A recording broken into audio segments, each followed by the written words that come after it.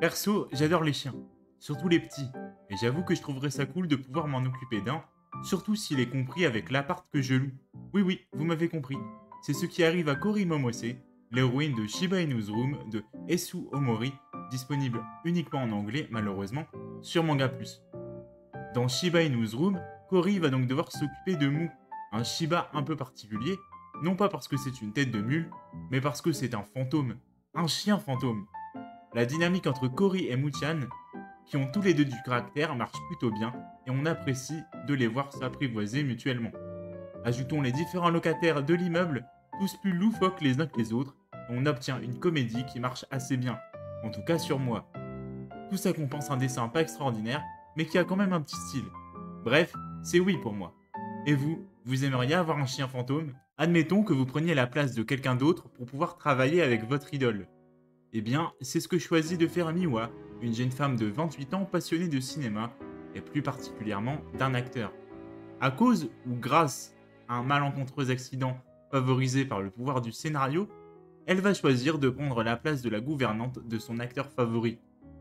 Si on passe outre le côté usurpation d'identité, Dans la peau de Miwa nous offre avec son premier tome une histoire touchante, celle d'une jeune femme qui veut reprendre en main sa vie et qui va apprendre à vivre avec l'homme qu'elle aime. Mais est-ce de l'amour ou simplement de l'admiration? Accompagné par un dessin léger et lumineux, le scénario de Dans la peau de Miwa vous fera probablement penser à celui d'une série de type telenovela.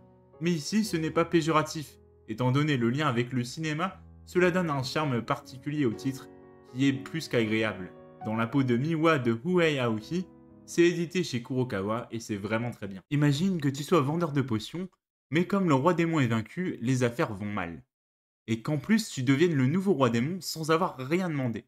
Eh bien, c'est l'histoire de Sudachi, The Demon King Incident, de Makoto Morishita, édité chez Nobinobi. On y suit Sudachi, gérant d'une petite boutique de potions dans le village du niveau 1. Seulement, comme le monde est tempé, les affaires vont mal et c'est un petit peu la galère. Alors qu'il réfléchissait à sa vie, il perdit la vie héroïquement en tentant de sauver une jeune fille, qui n'était autre que le roi démon, qui le ressuscita, avec en prime une partie de ses pouvoirs.